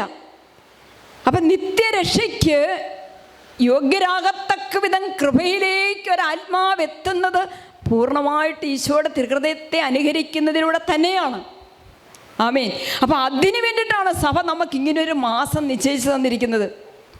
അതുകൊണ്ട് ഈശോ ചോദിക്കുന്നത്, ഈശോയുടെ തിരുഹൃദയം, കുത്തിത്തുറക്കപ്പെട്ട ഈശോയുടെ തിരുഹൃദയം, ആ തിരുഹൃദയത്തിലേക്ക് നോക്കുന്ന എല്ലാവരോടും ഈശോ ചോദിക്കുന്നുണ്ട്, ഈശോയുടെ തിരുഹൃദയത്തിൻ്റെ മുറിവിൻ്റെ ആഴം അത് നിനക്ക് മനസ്സിലാകുന്നുണ്ടോ?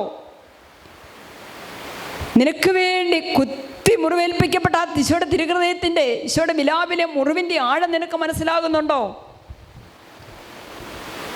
ഉയർത്തി പറഞ്ഞു ആമേൻ ഹല്ലേലൂയ, ആമേൻ ഹല്ലേലൂയ. അതായത് പ്രിയപ്പെട്ടവരെ, ഈശോയുടെ തിരുഹൃദയത്തിന് പ്രിയപ്പെട്ടവൻ അല്ല, ഈശോയുടെ തിരുഹൃദയത്തിന് ഏറ്റവും പ്രിയപ്പെട്ടവനായി മാറുന്നത് എപ്പോഴാണ്? നമ്മൾ ഈശോയുടെ ഹൃദയത്തിന് പ്രിയപ്പെട്ടവൻ, ഈശോയ്ക്ക് പ്രിയപ്പെട്ടവനായി നമ്മൾ മാറുന്നത് എപ്പോഴാണ്? അത് വെറുതെ ഒരു ഭക്തിയുടെ പ്രദർശനത്തിലൂടെ അല്ല. പിന്നെയോ ഭക്തിയുള്ള ഹൃദയമാണ് അവന് വേണ്ടത്. ഒരുവനെ ഈശോയുടെ ഹൃദയത്തിന് പ്രിയപ്പെട്ടവനാക്കി തീർക്കുന്നത് ഈശോയുടെ ഹൃദയത്തോടുള്ള വെറുതെ ഭക്തിയുടെ പ്രകടനമല്ലാതെ, ഒരു ഭക്തിയുടെ പ്രകടനമല്ലാതെ, അത് ഈശോയുടെ തിരുഹൃദയത്തിനുള്ള ഒരു അനുകരണമാണ്. അതുകൊണ്ടാണ് പ്രിയപ്പെട്ടവരെ, നമ്മുടെ നിരന്തരമായ ശ്രദ്ധ എന്തിലായിരിക്കണം? നമ്മളെപ്പോഴും നിരന്തരമായി ശ്രദ്ധിക്കേണ്ടത് എന്തിലായിരിക്കണം? ജീവിതത്തിൽ പല പല കാര്യങ്ങൾക്ക് നമുക്ക് ശ്രദ്ധ കൊടുക്കാം. പക്ഷേ ഏറ്റവും പ്രധാനപ്പെട്ട ശ്രദ്ധ നമ്മളിൽ എന്തായിരിക്കണം? അത് നമ്മുടെ നിത്യരക്ഷ തന്നെയായിരിക്കണം. നമ്മുടെ നിത്യരക്ഷയെക്കുറിച്ച് നിതാന്ത ജാഗ്രത നമുക്കുണ്ടാകണം. നമ്മുടെ ആത്മാവിൻ്റെ രക്ഷയെക്കുറിച്ചുള്ള നിതാന്തമായിട്ടുള്ള ഒരു ജാഗ്രത ഉണ്ടാകണം. അങ്ങനെയുള്ളവർ ഈശോയുടെ തിരുഹൃദയത്തിന് ഏറ്റവും പ്രിയപ്പെട്ടവരാണ്. പ്രഭാഷകൻ്റെ പുസ്തകം 15:17 നമ്മളിങ്ങനെ വായിക്കുക, ജീവനും മരണവും മനുഷ്യൻ്റെ മുൻപിലുണ്ട്, ഇഷ്ടമുള്ളത് അവന് ലഭിക്കും. കണ്ടോ? ജീവനും പറഞ്ഞ ആ വചനം എന്ന് പറഞ്ഞ വലത്തെ ഉയർത്തി പറഞ്ഞ്, ജീവനും മരണവും മനുഷ്യൻ്റെ മുൻപിലുണ്ട്, ഇഷ്ടമുള്ളത് അവന് ലഭിക്കും. നീ എന്ത് ഇഷ്ടപ്പെടുന്നു? വെറുതെ ഇങ്ങനെ ഭക്തിയായിട്ട് നടന്നാൽ പോരാ. ഈ ഭക്തി അർത്ഥമുള്ള ഭക്തിയാകണം, ജീവിക്കുന്ന ഭക്തിയാകണം. അതുകൊണ്ടാണ് ജീവനും മരണവും, ജീവൻ എന്ന് പറഞ്ഞാൽ നിത്യജീവൻ, മരണം എന്ന് പറഞ്ഞാൽ നിത്യനാശം. അപ്പം ജീവനും മരണവും നിൻ്റെ മുൻപിൽ വെച്ചിരിക്കുക. നിയമാവർത്തനത്തിൻ്റെ പുസ്തകം 30:19 നമ്മൾ വായിക്കുന്നു, ജീവനും മരണവും അനുഗ്രഹവും ശാപവും ഞാൻ നിൻ്റെ മുൻപിൽ വെച്ചിരിക്കുന്നു.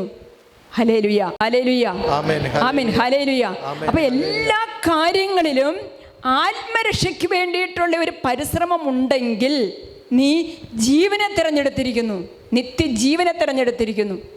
അതുകൊണ്ടാണ് മർക്കോസിൻ്റെ സുവിശേഷം 8-ാം 36-37 നമ്മളിങ്ങനെ വായിക്കുക, ഒരുവൻ ലോകം മുഴുവൻ നേടിയാലും, പറയാമോ, ഒരുവൻ ലോകം മുഴുവൻ നേടിയാലും തൻ്റെ ആത്മാവിനെ നഷ്ടപ്പെടുത്തിയാൽ അതുകൊണ്ട് അവന് എന്ത് പ്രയോജനം? പറഞ്ഞേ, വാതുറന്ന് ഉറക്കെ പറഞ്ഞേ, ഒരുവൻ ലോകം മുഴുവൻ നേടിയാലും തൻ്റെ ആത്മാവിനെ നഷ്ടപ്പെടുത്തിയാൽ അതുകൊണ്ട് അവന് എന്ത് പ്രയോജനം? മനുഷ്യൻ സ്വന്തം ആത്മാവിന് പകരമായി എന്തു കൊടുക്കും? പറഞ്ഞേ, മനുഷ്യൻ സ്വന്തം ആത്മാവിന് പകരമായി എന്തു കൊടുക്കും? ഹല്ലേലൂയ. അതായത് ഈ കാലം എത്രയുമുള്ള ജീവിതത്തിലൂടെ ഒത്തിരി സമ്പാദിച്ചു കൂട്ടി, ഒത്തിരി പഠിച്ചുകൂട്ടി, ഉന്നതമായ നിലകളിലെത്തി, ഇതെല്ലാം ദൈവം കാണുന്നു. പക്ഷെ ദൈവം നമ്മളോട് ചോദിക്കുന്ന ഒരൊറ്റ ചോദ്യം ഇതാണ്, ഒരുവൻ ലോകം മുഴുവൻ നീ നേടണമെന്ന് ആഗ്രഹിച്ചതെല്ലാം നീ നേടി, പക്ഷേ നിന്റെ ആത്മാവിനെ നഷ്ടപ്പെടുത്തിയിട്ടാണ് നീ ഇതെല്ലാം നേടുന്നതെങ്കിൽ, ചിലപ്പോൾ ഒരു ജോലിയിൽ പിടിച്ചു നിൽക്കാൻ, ഒരു പാപം ചെയ്ത് പാപത്തിന് അടിമയായിട്ട് ജീവിച്ചാൽ എനിക്ക് ആ ജോലിയിൽ തുടരാമായിരിക്കാം, എനിക്ക് ആ ജോലിയിൽ ഉയർച്ച കിട്ടിയേക്കാമായിരിക്കാം, ശമ്പളം കൂടുതൽ കിട്ടിയേക്കാമായിരിക്കാം. കഴിഞ്ഞ ദിവസം ഒരു പെൺകുട്ടി എന്നോട് പറഞ്ഞു, എനിക്ക് നല്ല ജോലി കിട്ടി, ഞാൻ ഒത്തിരി സന്തോഷത്തോടെ ജോലിയിൽ പ്രവേശിച്ചു, ജോലി തുടർന്നു, പക്ഷേ എൻ്റെ സന്തോഷമെല്ലാം അസ്തമിച്ചു. പെട്ടെന്ന് അവിടെ എനിക്കൊരു തിരഞ്ഞെടുപ്പിൻ്റെ സമയമായി എന്ന് പറഞ്ഞാൽ അവിടെ എന്നെ ഒരാൾ പാപത്തിന് പ്രേരിപ്പിക്കാൻ തുടങ്ങി, തിന്മയ്ക്ക് പ്രേരിപ്പിക്കാൻ തുടങ്ങി. ആ തിന്മയിലേക്ക്, ആ പാപത്തിലേക്ക് ഞാൻ എന്നെ തന്നെ വിട്ടുകൊടുക്കാത്ത പക്ഷം എനിക്ക് ജോലി തുടരാൻ പറ്റത്തില്ല, എൻ്റെ ജോലി നഷ്ടപ്പെടും. ഞാൻ ഒന്ന് പകച്ചു നിന്ന് പോയി. എന്ത് ചെയ്യണം? ഞാൻ എന്ത് തീരുമാനമെടുക്കണം? ഇത്രയും പ്രാർത്ഥിച്ച് ആഗ്രഹിച്ച് എനിക്ക് ഇത്രയും നല്ലൊരു ജോലി കിട്ടിയിട്ട് ഈ ജോലി ഉപേക്ഷിക്കുകയോ ഈ ജോലി വേണ്ട എന്ന് വെക്കുകയോ? അവളൊരു തീരുമാനമെടുത്തു, ജോലി വേണ്ട എന്ന് വെക്കുക, എൻ്റെ ആത്മാവിനെ രക്ഷിക്കുക. Hallelujah, amen, hallelujah, amen, hallelujah. പുറത്ത് നല്ലൊരു രാജ്യത്താണ് അവൾക്ക് ജോലി കിട്ടിയത്. പക്ഷേ ആ ജോലിയിൽ അവൾ തുടർന്നാൽ പാപത്തിന് അടിമയാകേണ്ടി വരുമെന്നും അവൾക്ക് നിത്യനാശത്തിന് ഇടയാകുമെന്നും മനസ്സിലാക്കിക്കൊണ്ട് അവൾ ആ ജോലി ഉപേക്ഷിച്ചു, ആ രാജ്യം വിട്ടു, സ്വന്തം നാട്ടിലേക്ക് വന്നു. ചെറിയൊരു പൈസയ്ക്ക് വേണ്ടി, ചെറിയൊരു സാലറിക്ക് വേണ്ടി അവൾ ജോലി ചെയ്ത് ജീവിക്കാൻ തുടങ്ങി. അവൾ പറയുകയാണ്, ഇപ്പോൾ എൻ്റെ മനസ്സിന് വളരെ ശാന്തിയുണ്ട്, സമാധാനമുണ്ട്, ഞാൻ വിജയിച്ചു, പാപ സാഹചര്യങ്ങളോട് ഞാൻ പോരാടി വിജയിച്ചു. അവിടെ മത്സരിച്ചാൽ ഒരുപക്ഷേ ഞാൻ അടിമയായി പോകും.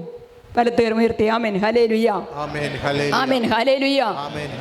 പ്രിയപ്പെട്ടവരെ, യോഹന്നാന്റെ സുവിശേഷം 17:3 പറയുകയാണ്, ഏക സത്യ ദൈവമായ അവിടുത്തെയും അങ്ങയച്ച യേശു ക്രിസ്തുവിനെയും അറിയുക എന്നതാണ് നിത്യജീവൻ. ആ വചനം വലത്തുകര ഉയർത്തി ഉറക്കെ പറഞ്ഞ്, ഉറങ്ങരുതാരും, ഉറക്കെ പറഞ്ഞ്, ഏക സത്യ ദൈവമായ അവിടുത്തെയും അങ്ങ് അയച്ച യേശു ക്രിസ്തുവിനെയും അറിയുക എന്നതാണ് നിത്യജീവൻ. എന്താ നിത്യജീവൻ? ഏകസത്യമായ ഒരു ദൈവമേ ഉള്ളൂ, ഒരേ ഒരു ദൈവം, അത് യേശുവാണ്. ആ യേശുവിലൂടെയാണ് മനുഷ്യൻ്റെ രക്ഷ. അത് നീ അറിയണം. അത് പിതാവയച്ച യേശു ക്രിസ്തുവിനെ അറിയുക, യേശുവിനെ നീ അറിയുക എന്നതാണ് നിന്റെ നിത്യജീവൻ. യേശുവിനെ അറിയാത്തിടത്തോളം കാലം നീ നിത്യജീവനിലല്ല ഉള്ളത്. യേശുവിനെ നീ അറിയണം. നിങ്ങൾക്ക് വ്യാമോഹം വേണ്ട, ദൈവത്തെ കബളിപ്പിക്കാനാവില്ല. മനുഷ്യൻ വിതയ്ക്കുന്നത് തന്നെ കൊയ്യും. കണ്ടോ? ആമേൻ, ഹല്ലേലൂയ, ആമേൻ, ഹല്ലേലൂയ. മനുഷ്യൻ കൊയ്യുന്ന എന്താണ്? ദൈവരാജ്യം കൊയ്യണമെങ്കിൽ അതിനനുസരിച്ചായിരിക്കണം. നിത്യനാശമാണ് നീ കൊയ്യുന്നെങ്കിൽ അതായിരിക്കും നിന്റെ പ്രവൃത്തി. ഉണ്ടോ? മനുഷ്യൻ, നിങ്ങൾക്ക് വ്യാമോഹം വേണ്ട, ദൈവത്തെ കബളിപ്പിക്കാനാവില്ല. മനുഷ്യൻ വിതയ്ക്കുന്നത് തന്നെ കൊയ്യും. എന്തെന്നാൽ സ്വന്തം ജഡത്തിനായി വിതയ്ക്കുന്നവൻ ജഡത്തിൽ നിന്ന് നാശം കൊയ്തെടുക്കും. ആമേൻ, ആമേൻ. സ്വന്തം ജഡത്തിനായി, ജഡത്തിൻ്റെ സുഖങ്ങൾക്ക് വേണ്ടി ജീവിക്കുന്നവൻ എന്ത് കൊയ്തെടുക്കും എന്ന് പറഞ്ഞിരിക്കുന്നത്? നാശം, നിത്യനാശം കൊയ്തെടുക്കും. എന്നാൽ ആത്മാവിനായി വിതയ്ക്കുന്നവനാകട്ടെ ആത്മാവിൽ നിന്ന് നിത്യജീവൻ കൊയ്തെടുക്കും. നന്മ ചെയ്യുന്നതിൽ നമുക്ക് മടുപ്പ് തോന്നാതിരിക്കട്ടെ. ഒരു ഷെയ്ക്കാൻ്റെ കൊടുത്തുകൊണ്ട് ആ വചനം എന്ന് പറഞ്ഞ്, നന്മ ചെയ്യുന്നതിൽ നമുക്ക് മടുപ്പ് തോന്നാതിരിക്കട്ടെ. എന്തെന്നാൽ നമുക്ക് മടുപ്പ് തോന്നാതിരുന്നാൽ യഥാകാലം വിളവെടുക്കാം. വിശുദ്ധ പൗലോസ്ലീഹ ഗലാത്യക്കാർക്ക് എഴുതിയ ലേഖനം 6, 7, 9, 6-ാമത്തെ അധ്യായം 7 മുതലുള്ള തിരുവചനം. ഇതാണ് ആ സാക്ഷ്യം. ദൈവം നമുക്ക് നിത്യജീവൻ നൽകി. ഈ ജീവൻ അവിടുത്തെ പുത്രനിലാണ്. Hallelujah, amen, hallelujah. ഈ നിത്യജീവൻ ആരില്ല? എവിടെയാ? പുത്രനില്ല, യേശുവില. അതുകൊണ്ടാ യേശുവാകുന്ന ആ വിരുന്ന്, യേശുവാകുന്ന വിരുന്ന്, കാൽവരിയിൽ എനിക്ക് വേണ്ടി കൊല ചെയ്യപ്പെട്ട യേശുവിൻ്റെ തിരുശരീരമാകുന്ന, തിരുരക്തമാകുന്ന ആ വിരുന്ന് സ്വീകരിക്കുമ്പോൾ ഞാൻ എന്താ സ്വീകരിക്കുന്നത്? നിത്യജീവനെ സ്വീകരിക്കുവാണ്. Hallelujah, amen, hallelujah. പ്രിയപ്പെട്ടവരെ, സങ്കടം തോന്നും, വേദന തോന്നും. ഇന്ന് ഒത്തിരി പേര് ഈ വിരുന്നുശാലയിലേക്ക് വരാൻ പഠിക്കുക. കുദാശകൾ വേണ്ട, വിശുദ്ധ കുർബാന വേണ്ട, കുമ്പസാരം വേണ്ട, ഇതൊന്നും ആവശ്യമില്ല. അങ്ങനെ ഒരു ശക്തമായിട്ടുള്ള നിലപാടിൽ തന്നെ മുന്നോട്ട് പോകുക. അങ്ങനെയുള്ള ധാരാളം പേരുണ്ട്. അവരുടെ ആത്മാവിൻ്റെ അവസ്ഥയെക്കുറിച്ച് ഓർക്കുമ്പോൾ സങ്കടം വരും, നമുക്ക് ദുഃഖം വരും. നമ്മൾ പ്രാർത്ഥിക്കണം. അതുകൊണ്ടാണ് പുത്രനെ സ്വന്തമാക്കുന്നവൻ ജീവനെ സ്വന്തമാക്കിയിരിക്കുന്നു. പറഞ്ഞേ, ആരാ ജീവനെ സ്വന്തമാക്കിയിരിക്കുന്നത്? ഈ ഭൂമിയിൽ വെച്ച് തന്നെ യേശുവിനെ സ്വന്തമാക്കുന്നവൻ നിത്യജീവൻ സ്വന്തമാക്കിയിരിക്കുന്നു. അവന് സംശയിക്കാനൊന്നുമില്ല, അവൻ നിത്യജീവനിലേക്ക് പ്രവേശിച്ചിരിക്കുന്നു. ദൈവപുത്രനെ സ്വന്തമാക്കാത്തവന് ജീവനില്ല. പറഞ്ഞേ, ദൈവപുത്രനെ സ്വന്തമാക്കാത്തവന് ജീവനില്ല. ആമേൻ, ആമേൻ. അപ്പൊ ഇവിടെ ഈ ഭൂമിയിൽ ജീവിക്കുമ്പോൾ എനിക്ക് ഈശോയെ വേണ്ട, ഇന്ന് എനിക്ക് വേണ്ടി കാൽവരിയിൽ പിടഞ്ഞ് മരിച്ച യേശുവിനെ എനിക്ക് കിട്ടുന്നത് ഈ കുദാശകളിലൂടെ മാത്രമാ, വിശുദ്ധ കുർബാനയിലൂടെയാ, വിശുദ്ധ കുമ്പസാരത്തിലൂടെയാ. അതെനിക്ക് വേണ്ട എന്ന് പറയുമ്പോൾ ഈ വിരുന്നുശാലയിലേക്ക് പ്രവേശിക്കാനുള്ള യോഗ്യത ഞാൻ നിഷേധിക്കുക. എനിക്ക് വേണ്ട ദൈവരാജ്യം, എനിക്ക് ദൈവരാജ്യം വേണ്ട, ഞാൻ നശിച്ചോട്ടെ. അങ്ങനെയുള്ള കടുത്ത നിലപാടുകൾ എടുത്തു നിൽക്കുന്നത് എത്രയോ വലിയ വേദനാകരമാണ്. പിതാവിൻ്റെ ഹൃദയത്തെ, ഈശോയുടെ തിരുഹൃദയ തിരുനാളിന് വേണ്ടി നമ്മൾ ഒരുങ്ങുമ്പോൾ ഈശോയുടെ തിരുഹൃദയത്തിന് ഏറ്റവും വേദന കൊടുക്കുന്ന വിഷയം ഇത് തന്നെയാണ്. ഈശോയെ വേണ്ട എന്ന് പറയുന്നത്, എനിക്ക് ഈശോയെ വേണ്ട എന്ന് പറയുന്നത്, അതാണ് ഈശോയുടെ ഹൃദയത്തെ വേദനിപ്പിക്കുന്നത്. ഈ ചെറിയവരിൽ ഒരുവൻ പോലും നശിച്ചു പോകരുതെന്ന് ആഗ്രഹിക്കുന്ന ഈശോയുടെ ആ ഹൃദയത്തെ തള്ളിപ്പറയുന്നത്, വേണ്ട എന്ന് പറയുന്നത്, അതാണ് ഈശോയുടെ ഹൃദയത്തിൻ്റെ ഏറ്റവും വലിയ വേദന. അങ്ങനെയുള്ള ആരെങ്കിലുമൊക്കെ നമുക്കറിയാമെങ്കിൽ അവർക്ക് വേണ്ടി നമ്മൾ എന്നും ഉപവസിച്ചും ജപമാല ചൊല്ലിയുമൊക്കെ നമ്മൾ പ്രാർത്ഥിക്കണം. പിതാവിനെ ആദരിക്കുന്നത് പോലെ തന്നെ എല്ലാവരും പുത്രനെയും ആദരിക്കേണ്ടതിനാണിത്. പുത്രനെ ആദരിക്കാത്തവരെ അവരെ അയച്ച് പിതാവിനെയും ആദരിക്കുന്നില്ല. സത്യമായി ഞാൻ നിങ്ങളോട് പറയുന്നു, എൻ്റെ വചനം കേൾക്കുകയും എന്നെ അയച്ചവനെ വിശ്വസിക്കുകയും ചെയ്യുന്നവന് നിത്യജീവനുണ്ട്. ഹല്ലേലൂയ. എന്താ പറഞ്ഞിരിക്കുന്നത്? സത്യമായി ഞാൻ നിങ്ങളോട് പറയുന്നു, ആർക്കാണ് നിത്യജീവനുള്ളത്? അടിവരയിട്ട് എഴുതിയിരിക്കുവാണ്. ആർക്കാണ് നിത്യജീവനുള്ളത്? എൻ്റെ വചനം കേൾക്കുകയും എന്നെ അയച്ചവനെ, ഈശോയെ അയച്ചതാരാ? പിതാവ്. എന്നെ അയച്ചവനെ വിശ്വസിക്കുകയും ചെയ്യുന്നവന്, പിതാവുണ്ടെന്ന് വിശ്വസിക്കുന്നവന്, പിതാവാണ് ഈ പുത്രനെ അയച്ചതെന്ന് വിശ്വസിക്കുന്നവന് എന്തുണ്ട്? നിത്യജീവനുണ്ട്. എന്നിട്ടോ അടിവരയിട്ട് പറയുകയാണ്, അവർക്ക് ശിക്ഷാവിധിയില്ല. എല്ലാ പാപങ്ങളും, എല്ലാ തിന്മകളും, എല്ലാ അയോഗ്യതകളും, ദൈവരാജ്യത്തിലേക്ക് പ്രവേശിക്കുന്നതിനുള്ള എല്ലാ യോഗ്യതകളും പരിഹരിക്കപ്പെട്ടു കഴിഞ്ഞു, നീതീകരിക്കപ്പെട്ടു കഴിഞ്ഞു. ആമേൻ, ആമേൻ, ഹല്ലേലൂയ. അതുകൊണ്ടാണ് പറയുന്നത്, ഭക്ഷിച്ചാഹ്ലാദിക്കാം, ഭക്ഷിച്ചാനന്ദിക്കാം. പിതാവ് ഒരുക്കിയ ഈ വിരുന്ന്, പുത്രൻ തമ്പുരാനെ വിശുദ്ധ കുർബാന സ്വീകരിക്കുമ്പോൾ ഈ വചനം നമ്മൾ ഓർക്കണം. ആനന്ദിക്കാം, ആഹ്ലാദിക്കാം. കാരണം നമ്മളും നിത്യജീവനിലേക്ക് പ്രവേശിച്ചിരിക്കുന്നു. ആമേൻ, ഹല്ലേലൂയ. യോഹന്നാന്റെ സുവിശേഷം 5-ാം അധ്യായം 23-24 വാക്കുകളാണ് സിസ്റ്റർ വായിച്ചത്. അതുകൊണ്ട് മനുഷ്യപുത്രനായതുകൊണ്ട് വിധിക്കാനുള്ള അധികാരവും അവന് നൽകിയിരിക്കുന്നു. ആമേൻ. വലത്തേറും കൊടുത്തേ, ഒരു ഷെയ്ക്കാൻഡ് കൊടുത്തേ, ഒന്ന് സഹായിച്ചേ. മനുഷ്യപുത്രനായതുകൊണ്ട് വിധിക്കാനുള്ള അധികാരവും അവന് നൽകിയിരിക്കുന്നു. ഇതിൽ നിങ്ങൾ വിസ്മയിക്കേണ്ട. എന്നാൽ കല്ലറകളിലുള്ളവരെല്ലാം അവൻ്റെ സ്വരം ശ്രവിക്കുന്ന സമയം വരുന്നു. കല്ലറകളിലുള്ളവരെല്ലാം അവൻ്റെ സ്വരം ശ്രവിക്കുന്ന സമയം വരുന്നു. ആമേൻ. വലത്തെ ഉയർത്തി പറഞ്ഞേ ആമേൻ, ആമേൻ, ആമേൻ. ഉറക്കെ പറഞ്ഞേ ആമേൻ. സ്വരം ഉയർത്തി പറഞ്ഞേ ആമേൻ. പ്രിയപ്പെട്ടവരെ, വിശുദ്ധ മത്തായിയുടെ സുവിശേഷം 5:8 നമ്മളൊരു വചനം പറയുന്നുണ്ട്, ഹൃദയ വിശുദ്ധിയുള്ളവൻ ഭാഗ്യവാൻ, അവർ ദൈവത്തെ കാണും. നിത്യജീവനിലേക്ക് പ്രവേശിക്കുക എന്ന് പറഞ്ഞാൽ ദൈവവുമായുള്ള മുഖാഭിമുഖ കണ്ടുമുട്ടലിലേക്ക് പ്രവേശിക്കുക. ദൈവവുമായിട്ടുള്ള മുഖാഭിമുഖമായ കണ്ടുമുട്ടലിലേക്ക് ഒരു ആത്മാവ് പ്രവേശിക്കണമെന്നെങ്കിൽ എന്ത് ചെയ്യണമെന്നാണ് വചനം പറയുന്നത്? നിന്റെ ഹൃദയം ശുദ്ധമാക്കപ്പെടണം. നിന്റെ ഹൃദയം ശുദ്ധി ചെയ്യപ്പെടുന്നത് ഈശോയുടെ തിരുഹൃദയത്തിൽ നിന്ന് ഒഴുകുന്ന, നിനക്ക് വേണ്ടി കുത്തിത്തുറന്നപ്പോൾ ഒഴുകിയ തിരുരക്തത്തിൻ്റെ യോഗ്യതയാലാണ് നീ വിശുദ്ധീകരിക്കപ്പെടുന്നത്. ആമേൻ, ഹല്ലേലൂയ. അതുകൊണ്ട് പ്രഭാഷകന്റെ പുസ്തകം 26:15 നമ്മളിങ്ങനെ വായിക്കുന്നു, നിർമ്മലമായ ഹൃദയത്തിൻ്റെ മൂല്യം നിർണ്ണനാതീതമാണ്. ആമേൻ, ആമേൻ. അപ്പം ഏറ്റവും അമൂല്യമായിട്ടുള്ള ഒരു കാര്യമാണ്, ഏറ്റവും വലിയ സമ്പത്താണ് എന്ത്? പരിശുദ്ധമായിട്ടുള്ള ഒരു ഹൃദയം. അതുകൊണ്ടാണ് നിർമ്മലമായ ഹൃദയത്തിൻ്റെ മൂല്യത്തെ നമുക്ക് നിർണ്ണയിക്കാൻ പോലും പറ്റത്തില്ല. ദൈവത്തിൻ്റെ മുൻപിൽ ഏറ്റവും വിലയുള്ളതായിട്ട്, ഏറ്റവും മൂല്യമുള്ളതായിട്ട്, ഏറ്റവും വിലയുള്ളതായിട്ട് ദൈവം ഉയർത്തിപ്പിടിക്കുന്നത് നിർമ്മലമായ ഹൃദയമുള്ളവരെയാണ്. Praise the Lord. Hallelujah. Amen, hallelujah. Amen, hallelujah. Amen, hallelujah. അപ്പം ഈ ഹൃദയത്തിൻ്റെ പരിശുദ്ധി പറഞ്ഞേ, ഹൃദയത്തിൻ്റെ പരിശുദ്ധി, അതാണ് നമുക്ക് വേണ്ടത്. ഹൃദയത്തിൻ്റെ പരിശുദ്ധി അതെങ്ങനെയാണ് കിട്ടുന്നത്?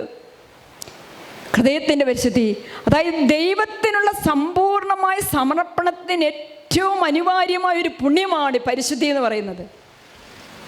ദൈവത്തിന് സമർപ്പിക്കാനുള്ളതിൻ്റെ ഏറ്റവും വലിയ യോഗ്യത എന്ന് പറയുന്നതാണ് ഈ പരിശുദ്ധി എന്ന് പറയുന്നത്. ആമേൻ, ആമേൻ, ഹല്ലേലൂയ. അതുകൊണ്ടാണ് ലേവ്യരുടെ പുസ്തകം 20:26 നമ്മൾ ഇപ്രകാരം വായിക്കുക: എൻ്റെ മുൻപിൽ നിങ്ങൾ, പറഞ്ഞേ, എൻ്റെ മുൻപിൽ നിങ്ങൾ, ഒന്നോടെ പറഞ്ഞേ, എൻ്റെ മുൻപിൽ നിങ്ങൾ വിശുദ്ധരായിരിക്കുവിൻ. ഈശോയുടെ തിരുഹൃദയത്തിൻ്റെ മുൻപിലേക്ക് കടന്നു വരുമ്പോഴേ നമ്മളോട് എങ്ങനെയായിരിക്കണം എന്നാണ് പറയുന്നത്?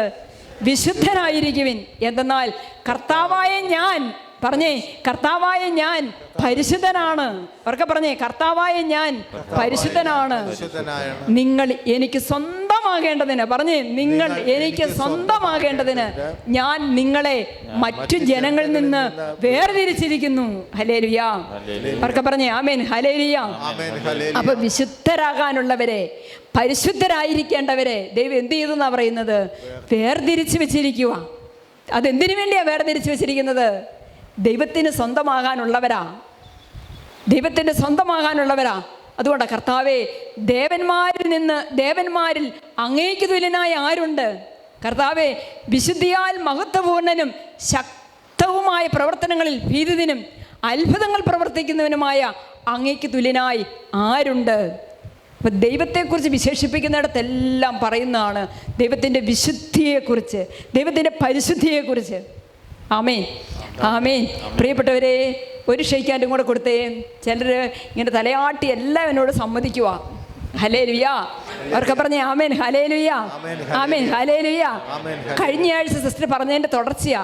നിങ്ങൾ എന്നിൽ നിന്ന് പഠിക്കാൻ പറഞ്ഞില്ലേ? അപ്പോൾ കഴിഞ്ഞ പ്രാവശ്യം നമ്മൾ പഠിക്കേണ്ട ചില കാര്യങ്ങൾ പറഞ്ഞു.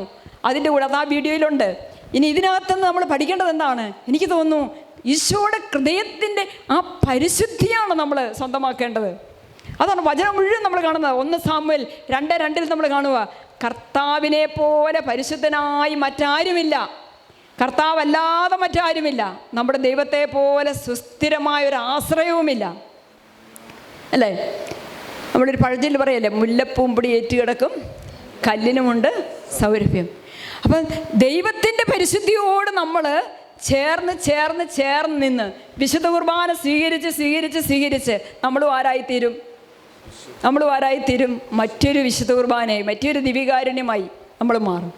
ഇതുപോലെ അപ്പം കുറച്ച് കരിക്കട്ടയെടുത്ത് തീക്കട്ടയോട് ചേർത്ത് വെച്ചാൽ കുറച്ച് കഴിയുമ്പം ഈ കരിക്കട്ടയല്ല എന്തായി മാറും? തീക്കട്ടയായി മാറും. പിന്നെ അവിടെ കരിക്കട്ടയില്ല, തീക്കട്ടയുള്ളൂ.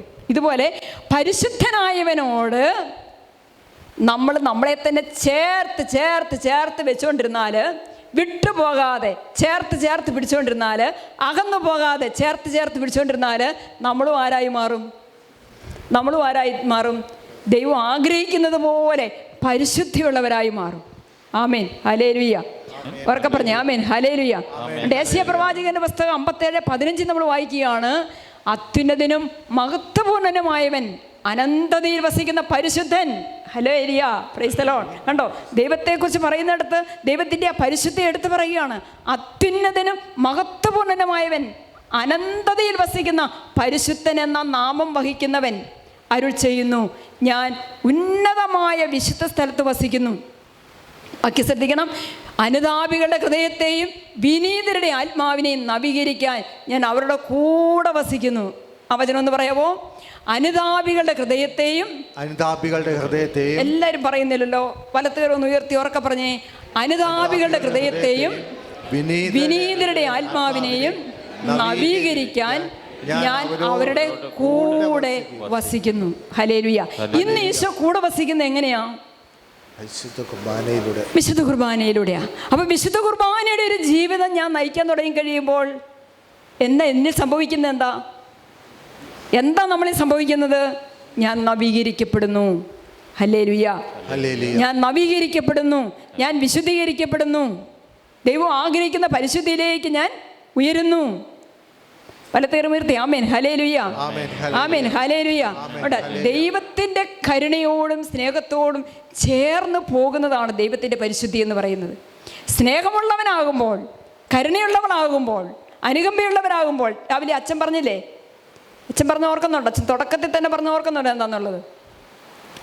അതുപോലെ ആ സ്നേഹത്തിന് ഊന്നൽ കൊടുക്കുന്ന ഒരു അനുഭവത്തിലേക്ക് നമ്മൾ വന്നു കഴിയുമ്പോൾ നമ്മുടെ ജീവിതം അറിയാതെ തന്നെ വിശുദ്ധീകരിക്കപ്പെടുകയാണ്.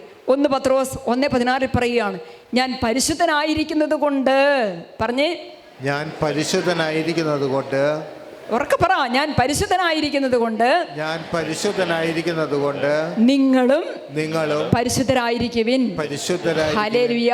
ഹല്ലേലൂയ. അപ്പൊ ദൈവത്തെ അറിയുന്നവർക്ക്, ദൈവത്തെ സ്നേഹിക്കുന്നവർക്ക് ഒരിക്കലും അശുദ്ധിയിൽ മുന്നോട്ട് പോകാൻ പറ്റില്ല പ്രിയപ്പെട്ടവരെ. ഞാൻ പരിശുദ്ധനായിരിക്കുന്നത് കൊണ്ട് നിങ്ങളും പരിശുദ്ധരായിരിക്കണം. വെളിപാടിൻ്റെ പുസ്തകം 3:17 നമ്മളിങ്ങനെ വായിക്കുന്നുണ്ട്, പരിശുദ്ധനും സത്യവാനും ദാവീദിൻ്റെ താക്കോൽ കൈവശമുള്ളവനും മറ്റാർക്കും അടയ്ക്കാൻ കഴിയാത്തവണ്ണം തുറക്കുന്നവനും മറ്റാർക്കും തുറക്കാൻ കഴിയാത്ത വിധം അടയ്ക്കുന്നവനുമായവൻ പറയുന്നു. ആമേൻ, ആമേൻ, ഹല്ലേലൂയ, ആമേൻ, ഹല്ലേലൂയ. കർത്താവ് തുറന്നാൽ തുറന്നതാ, കർത്താവ് അടച്ചാൽ അടച്ചതാ, അല്ലേ? കർത്താവ് നമുക്കൊരു വഴി തുറന്നു തന്നാൽ, കർത്താവ് നമുക്കൊരു അനുഗ്രഹത്തിന്റെ വാതിൽ തുറന്നു തന്നാൽ അത് തുറന്നതാ. ആമേൻ, ഹല്ലേലൂയ, ആമേൻ, ഹല്ലേലൂയ. അതുകൊണ്ട് പ്രിയപ്പെട്ടവരെ, റോമാക്കാർക്ക് ഇത് ലേഖനം 8:33 നമ്മളിങ്ങനെ വായിക്കുന്നുണ്ട്, ദൈവം തിരഞ്ഞെടുത്തവരുടെ മേൽ, പറഞ്ഞേ, ദൈവം തിരഞ്ഞെടുത്തവരുടെ മേൽ ആര് കുറ്റം ആരോപിക്കും? നീതീകരിക്കുന്നവൻ ദൈവമാണ്. ആരാണ് ശിക്ഷാവിധി നടത്തുക? ആരാണ് ശിക്ഷാവിധി നടത്തുക? ദൈവമാണ്. ഹല്ലേലൂയ. ദൈവം തിരഞ്ഞെടുത്തവരുടെ മേൽ ആര് കുറ്റം ആരോപിക്കും? ആരാ ദൈവം തിരഞ്ഞെടുത്തത്? ആരെയാ? നമ്മുടെയൊക്കെ മനസ്സിലൊരു ചിന്തയുണ്ട്, അച്ഛന്മാർ സിസ്റ്റേഴ്സിനെ മാത്രമേ ഉള്ളൂ ദൈവം തിരഞ്ഞെടുത്തത്. നിങ്ങളെ പിന്നെ ആരാ? പിശാചാണോ തിരഞ്ഞെടുത്തത്? അല്ലേ? ഇസ്രായേൽ ജനം ദൈവം തിരഞ്ഞെടുത്ത ദൈവത്തിന്റെ സ്വന്തം ജനം. ആമേൻ, ഹല്ലേലൂയ, ആമേൻ, ഹല്ലേലൂയ. നമ്മളെല്ലാവരും ദൈവം തിരഞ്ഞെടുത്ത ദൈവത്തിന്റെ സ്വന്തം ജനമാണ്.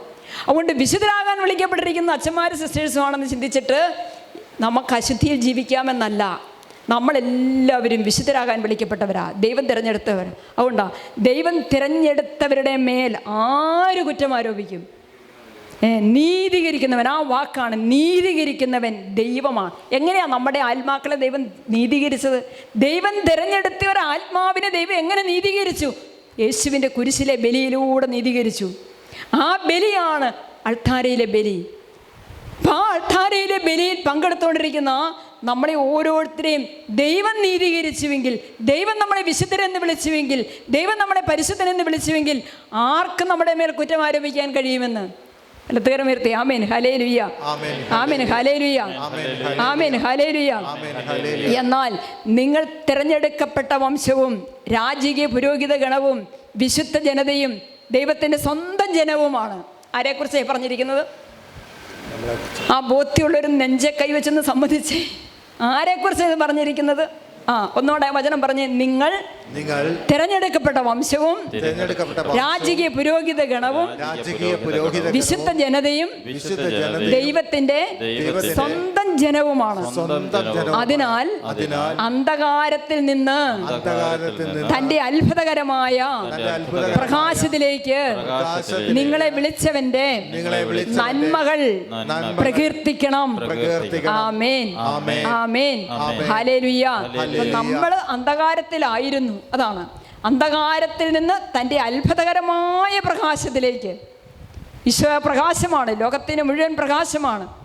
ഈശോ ആ പ്രകാശത്തിലേക്ക് നിങ്ങളെ വിളിച്ചവൻ്റെ, ആരാ വിളിച്ചത്? ഈശോയാണ് നമ്മളെ വിളിച്ചത്, ദൈവമാണ് നമ്മളെ വിളിച്ചത്. അപ്പം നമ്മൾ ഈ ഭൂമിയിൽ ജീവിക്കുമ്പോൾ എന്ത് ചെയ്യേണ്ടത്? ഈശോയുടെ കുരിശിലെ ബലിയിലൂടെ നീതീകരിക്കപ്പെട്ട് വിശുദ്ധരായി തീർന്ന നമ്മൾ എന്ത് ചെയ്യണം? എന്തിനു വേണ്ടിയാണ് ഈ ഭൂമിയിൽ ജീവിക്കുന്നത്? ദൈവത്തിൻ്റെ നന്മകളെ പ്രകീർത്തിക്കാൻ വേണ്ടിയിട്ടാണ്, ദൈവത്തിൻ്റെ നന്മകളെ പ്രഘോഷിക്കാൻ വേണ്ടിയിട്ടാണ്. 1 പത്രോസ് 2:9 ഈ വചനം ഇതൊക്കെ എടുത്തിരുന്ന് വായിച്ച് നോക്കണം. നമ്മൾ ആരാ? Hallelujah, amen, hallelujah. ദൈവത്തിൻ്റെ സ്നേഹഭാജനങ്ങളും വിശുദ്ധരാകാൻ വിളിക്കപ്പെട്ടവരുമായി റോമായിലുള്ള നിങ്ങളെല്ലാവർക്കും നമ്മുടെ പിതാവായ ദൈവത്തിൽ നിന്ന്, കർത്താവായ യേശുക്രിസ്തുവിൽ നിന്ന് കൃപയും സമാധാനവും. ആമേൻ, ഹല്ലേലൂയ. എന്താ പറഞ്ഞിരിക്കുന്നത്? ദൈവത്തിൻ്റെ സ്നേഹഭാജനങ്ങളും വിശുദ്ധരാകാൻ വിളിക്കപ്പെട്ടവരുമായവർ. നമ്മുടെ അഡ്രസ് എന്താ? ദൈവത്തിൻ്റെ സ്നേഹഭാജനം, വിശുദ്ധരാകാൻ വിളിക്കപ്പെട്ടവർ. നിങ്ങൾക്ക് കർത്താവായ യേശുക്രിസ്തുവിൽ നിന്ന് കൃപയും സമാധാനവും. ഹല്ലേലൂയ.